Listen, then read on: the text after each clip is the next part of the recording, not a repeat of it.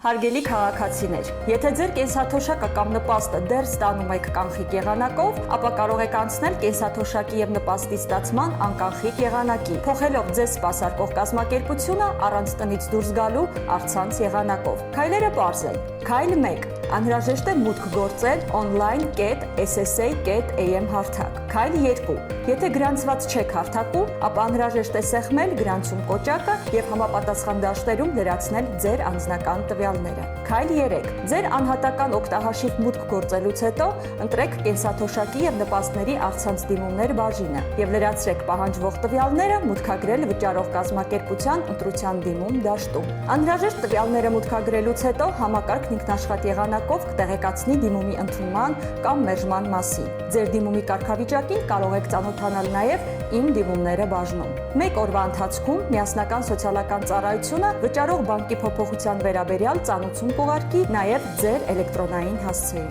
Տեղեկացնում ենք, որ կենսաթոշակը կամ նպաստը վճարող կազմակերպության փոփոխության դիմում կարող եք ներկայացնել նաև մոտենալով միասնական սոցիալական ծառայության ցանկացած տարածքային կենտրոն։ Ձեր բանկային քարտով անկանխիկ գործարքներ կատարելու դեպքում հաջորդ ամսվա ընթացքում կստանաք 20% հետվճար։ Արդյունքում ձեր կենսաթոշակի կամ նպաստի չափը կարող է բարձրանալ մինչև 10,000 դրամով։